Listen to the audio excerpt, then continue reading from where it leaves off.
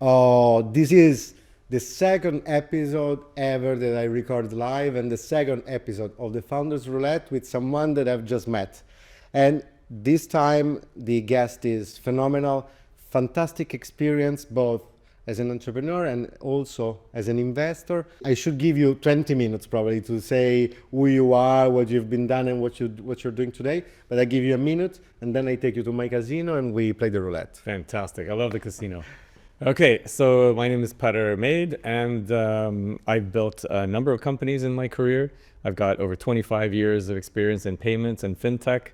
Somehow I've always ended up doing something with payments. And my most successful company that I built is SumUp, which was all about the idea of letting small businesses be able to take card payments and to basically build their businesses and try to survive with the 1 to 2 months cash flow that these businesses usually have, and also that we were mobile. So we saw that Jack Dorsey was having success in the US with Square, and we wanted to do it better, but building from Europe and building it for the European market. And that's what we did. We built this company and a strong company culture, which remains in the company still today. And nowadays, my kids are moving out of the house and going to university. So I had to figure out something new to do. And I could have started another company, but my wife would have killed me. So instead, I figured I met some people who were building a founders fellowship called EWOR. And EWOR is all about giving the most exceptional, crazy people the ability to have an unfair advantage over everybody else building their companies. And we're building this from the beginning Europe, but now we've become global. Because so correct me if I'm wrong, I'm also doing that for the audience. It's like it's an investment fund, but for very, very early stage companies, like at the very incipit, right? Yeah. Okay. I mean, we don't call ourselves an accelerator. We're more like an amplifier, but that's not a word that people understand. Oh, that's cool. We invest up to 500,000 in a company, and then we help them to build a company and to find their product market fit and find their customers. We work on the business model, pricing, and then when it's time to graduate, we help them raise money in the pre-seed round. Fantastic. And how does it, before we spin the roulette, how does it feel curious to have built a company that has a product that we all used at least once, no? It's very satisfying. I mean, I solved my own problem. I was actually on top of a Swiss mountain, and I was paying for my 25 franc pizzas for me and the family. And I pulled out my card to pay, and no bagel. So I had to go down to my car in the parking lot, 45 minutes with the gondola, and then come up again 45 minutes to pay with cash. And I said to my wife, this is it. I'm done. I've had it. I've got to solve this problem. You know, it happened to me recently, not on top of the mountain, but I was in a very small village in Germany. Germany, of all places. They like cash in Germany. They really love cash. So I was in this very small restaurant with my wife and the kids. And then it was really, I mean, a bigger village where a bank would have been was like 20 minutes drive. Oh no. And the guy, when I was there, just right in a restaurant, proper restaurant, big one. Yeah. I was like, no, cash, only cash. I was like, and then we made an agreement. I made him a wire transfer in front of him. So that's how I paid. A wire transfer. Yeah. Wow. So with my mobile phone. Wow. So you didn't have PayPal or anything? No. In Switzerland, we have something that's quite excellent called Twint. Okay. And it's basically a peer-to-peer payment method that you can just pay from your phone to another phone number. Same thing in Sweden. They have something, it's called Swish, which is like the sound when the money leaves your wallet. I lived in Amsterdam for many years, and I think there has always been ways to exchange money quickly. Anyhow, let's go to play the roulette. Let's lose some money on the roulette. You go place your bet, push with your finger, it will start to spin. Okay, now most of my guests, they try to understand when to click to pick their favorite topic. That's not going to happen. It's not going to happen. No, yeah. Try again. Okay, nice. Lessons from from abroad. Ah, that's a very, very, very cool topic. Actually, it's quite strange because for some reasons, this is completely random, but for some reasons, there are some topics that come up more frequently than others. And today, all the topics that have come up have never come up before. So this is really one of the first times. And it's just perfect for you, for your background, because you said you've seen, when you started SumUp, you've seen Square, what they were doing in North America. So there's definitely a lesson from abroad that you've learned there. And I'm curious to know, apply to SumUp, you know, if you've seen what was happening in North America and what did you learn that you put to work here in Europe, but also overall, when you look outside, you know, what are you trying to get for the things that you normally do? Okay. So I grew up not in Sweden. So when I was 7 years old, my family moved out of Sweden and we moved to South Africa. We were there for, this is a long time ago. So this was during apartheid days. Okay. Which was, for me as a young kid, very strange that, you know, society was separated in this way. Incredible. And, but, you know, I came there as a visitor, as a guest, observing the world around me. And I kept doing that. After that, we moved to Australia. So we were there for 8 months. Then we moved to Australia, Melbourne, in the winter, cold, wet, nasty. And we were there for 8 months. So every time a new school, had to learn English. Traveled quite a lot. Yeah. Yeah. So first I learned to speak English with a South African accent. And then now there's Australian accent in Melbourne. Yeah. And then we moved to Singapore, where I got this horrible American Midwestern accent at the American school. We were there for 8 years, so there's something with 8. I don't know what's going on there. 8 months or 8 years. Or... Right, exactly. And then we moved to Portugal after that. And there I did high school, and then I went back to Sweden to do my military service in the Navy. But I was moving to a lot of different places, and doing so, you see a lot of things, and you start noticing things, patterns of behavior, people, cultures, how things are done in one place is very different from another. And I always found this fascinating, that there are so many differences between different countries in how people live their lives and what they're interested in, what the culture is like, what's the focus of their daily lives. And as I went through my schooling, I thought it was really interesting, the topic of innovation. I always thought it was really cool about people who invented things and figured new things out, you know, whether they were scientists or whether they were entrepreneurs building a new company. And so I got really interested in the whole topic of innovation. And it turns out that innovation is something which usually people attribute to, or like spinning the wheel. It's random. It just happens. Something breakthrough. Exactly. But I started being interested in also going to university and kind of looking into this a bit. And it turns out that if you have people from many different places and many different influences, many different languages, cultural backgrounds, women, men, people with different viewpoints, and you bring them together, this is a way that you can increase the chances of innovation happening. So I read a really interesting book called The Medici Effect. And it was basically using sort of the Renaissance, what the Medici family did by bringing in all of this talent from all over Italy. For sure. And putting a lot of money and capital in there, and then kind of just the Renaissance happened. Wow. Leonardo painted a nice roof. So there are lots of interesting things going on there. And I think that if you want to create continuous innovation, one way of doing it is to kind of pull people with different experiences, backgrounds, and ideas together, and then maybe you can recreate innovation consistently over time. That's something that I've always tried to do with my teams. When I'm building them, I try to get people from lots of different kind of backgrounds and experiences, and it's worked out really well for me.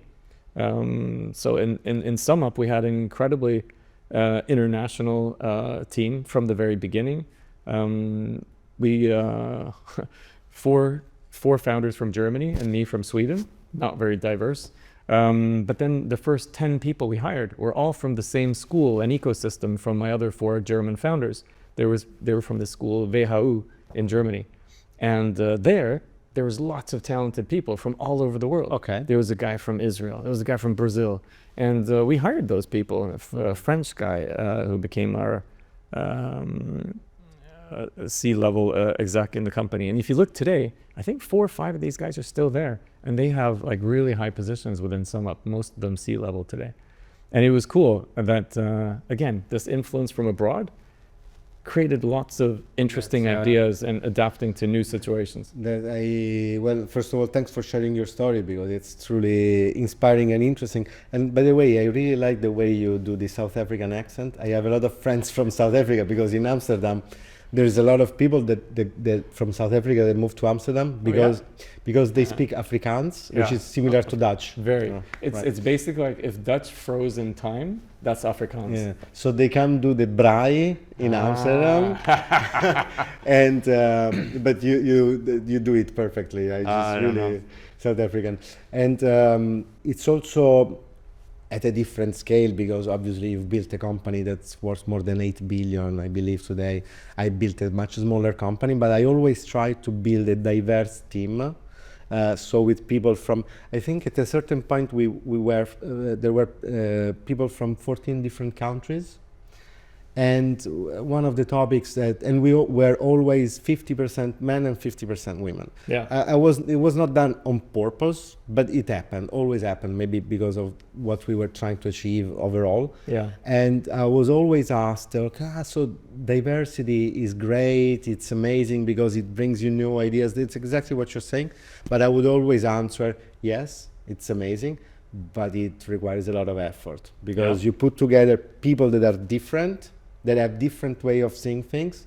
They can spark new ideas, but they can also fight a lot. Yeah. So I think, did it happen to you when you were building the company culture at SumUp? Or did it feel, maybe they were already in Germany, so they were already prepared? I think what was the company culture in SumUp was, yes, it was very international, people from lots of different places.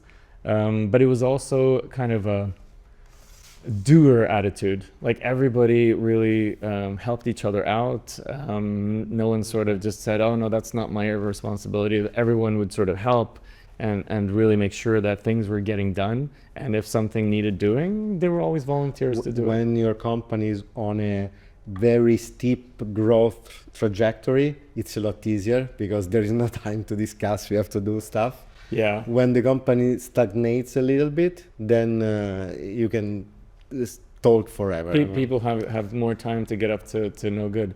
No, I think when you're growing really fast, that's true. But at the same time, if you have a strong company culture that everyone is there to empower small businesses to build their businesses, that's a very strong statement where you're helping those that are creating more job opportunities, that are really the backbone of an economy. So did you focus on creating a small group of individuals that you really trusted, so that they become the new bosses of different teams? Or I don't know that we did that on purpose, but that's what happened. That's what happened. And then of course, as you grow, past 100 to, I hired the first 200 people at SumUp.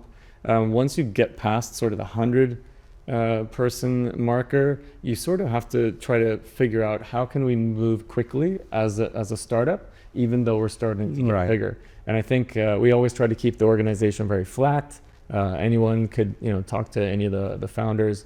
There was no issues at all with regards to being available.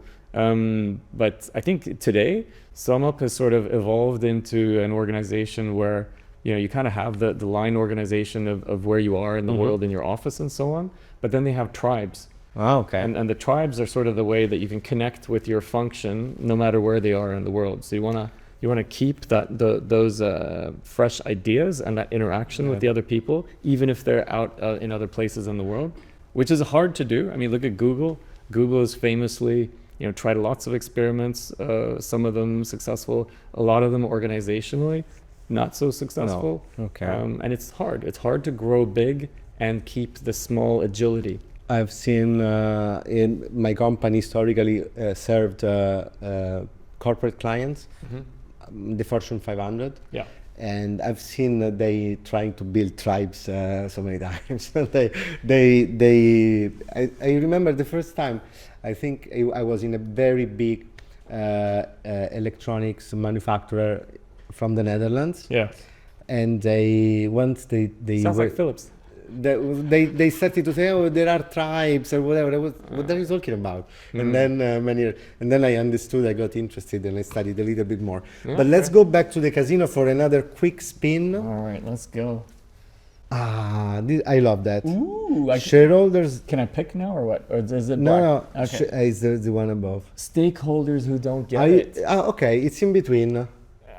You're right. It's like one pixel in the black. But what do you want? You want to? I'll take it. Okay, I'll take it. I'll take it. It's also the other one. It's very interesting. Maybe if we have time, I can ask you both. So shareholders wouldn't get it. Yeah. Very, very painful topic. You know, it's fun because the most successful people that I had on the podcast, they always had a question like this. No? So I had a friend of mine who was sold this company for like $1 billion. And the question that came up for him was, how did you feel when you had to fire 10 people? So instead of celebrating success, he was like, let's talk about this. I feel a little bit like in that direction with you. Obviously, when a company is in a specific growth trajectory, it's easier to get along well with everyone. Have you ever ended up in a situation when you felt that your stakeholders or shareholders at a different level just were not getting it, and you got maybe, how did you feel? You knew you had to do something, or you knew the right thing to do was a certain one, and you kind of felt out they just, I don't know, they don't trust me, or they want to decide because they don't think it's, maybe it never happened to you. Yeah. No, I mean, this is it's an interesting topic. I'm just trying to figure out the best kind of example of it. I mean, when you have stakeholders, whether they're board members or investors or something like that, I think it's when you're trying to build a company which is global, you have the ambition to build something really big. Sometimes, I mean, early on, you can get investors on that are maybe not that experienced. And I mean, there's a fair few stories about venture capital, VC. It's actually vulture capital. They're trying to get more out of the company than you, the founders. You hear about founders who get pushed out of the cap table with liquidation preferences and down rounds and all this nasty stuff. And I think that it's important, at least to me, and what we're doing at EWOR is that we are on the side of the founders. Okay. Like we are there to help them, and we do everything that we can to help them. And I think that investors who are, they're putting in higher liquidation preferences, they're putting in ratchets, cliffs, all of this nasty stuff to make sure that they get their money first, even if it doesn't go well. That is something that I think stakeholders, in this case shareholders, they don't get it. And because it's so important when you're building a company that the investors and the founders are all aligned and going in the same direction, because it's going to be a really long relationship. It's like getting married. I agree, and it's interesting because you flip the question on to the other side now, from the investor side. While I always lived this, I'm a small business angel, but when I wrote down these things, I was always the founder. So the way I look at it, when I wrote it down, I was, okay, I am a founder and I am talking to investors, and maybe I feel, okay, they don't really get that. But it's interesting that you flipped it and you're looking at this from the other side now. So how you behave with your with the people you invest in. I got another interesting example though, because I was in Copenhagen last week at another event, and I was listening to one investor, a female investor, and she said that, so she had built a startup successfully, exited, and was now doing investing herself. And she said that, as a startup founder, you don't have to listen to your VC's advice every time. No. And she said that because are if they're an operator and they're investing after they've exited and built a company themselves, then they're speaking from knowledge and authenticity. But if they are someone who comes from banking or corporate finance and are now a VC, and they have advice on how you should run your company or how you should do in a certain way, she said, you don't have to listen to those guys because what do they know? Yeah. I thought that was an interesting point. If they haven't been entrepreneurs, so when you let's say you invested in a guy, in a company, and then you told to the person, because it happened to me. I invested in one guy that I think I thought, okay, this guy is a genius, but then most of the time genius also goes very well together with chaos or. So when you talk to one of the companies that you invest in and you realize that they're, in your opinion, they're going in the wrong direction, they do something stupid, what do you do? So one of the things that we do in our selection framework at EWOR is that we have a number of criteria that we use to evaluate people, to understand what kind of persons are they. And we do a couple of deep dive interviews. We do one on personality. We do one on the venture itself. If it's deep tech, maybe we'll do like a really deep technology one with someone who's an expert in that area. But coachability, like, are they open to listening and having a discussion? Are they ready for someone to challenge their strategy, their opinion, and so on? And can they have, that kind of backwards and forwards discussion? Maybe that, they still go and do whatever they like. But are they open to listening to someone who's more experienced, maybe who's even done that mistake, and you're heading right off the cliff now. I can see the edge. Don't go there. I've done this before. I've seen this. Try this instead. And the people who are coachable, they'll consider it, and then maybe take that as an additional data point. The ones who are not coachable, very headstrong, stubborn, maybe super smart, but not coachable. Sometimes these type of entrepreneurs become extremely successful. Yeah, or they get killed. Yeah. It's more like a binary outcome. It's like 1 or 0. Yeah, exactly. So you never know till the last day, because they. Yeah. Okay, and if they don't listen to you, do you feel frustrated? Well, we try to catch that before we invest. Before you invest. The people who are not coachable. Is a bit of a red flag, to be honest. There's a couple of red flags that you look out for that if one pops up, it's like, not going there. And the lack of coachability, someone absolutely not listening at all to anything you say, it's a red flag. then you're like, this is gonna be high maintenance and difficult. But some entrepreneurs, especially the business guys, they are sometimes extremely good in faking it during interviews, and maybe after you invest, they reveal their own. It happened to me a lot of times. I hired a lot of salespeople in my career, and every time I was almost sure that they would sell a lot, and I was mostly disappointed. Salespeople are good at selling. They're good at selling themselves. Yeah.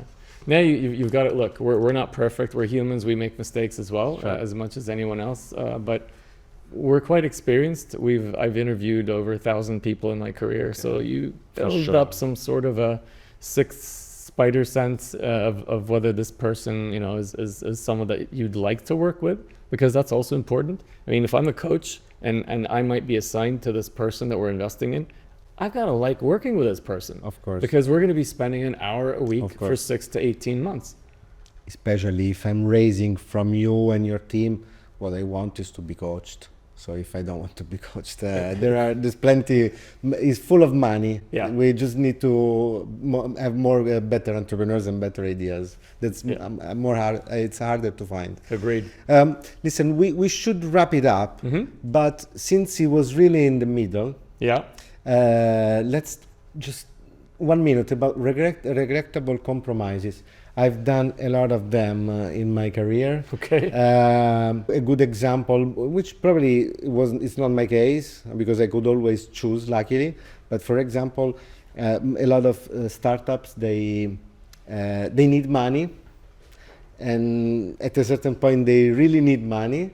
So they accept to raise that money from whoever comes, accepting the compromise that in the end, that's what we needed, but we will see if there is a problem that comes up later, then we'll figure it out. And it always does. It always does. So do you have any, also it can be in many different, for example, maybe sometimes you need to hire someone for your company and you realize that maybe there is something off, but you are in the urgency of hiring, especially when you, like in the case of SumUp, you had to hire a lot of people fast. Yeah. Did you accept some compromises that then you regret?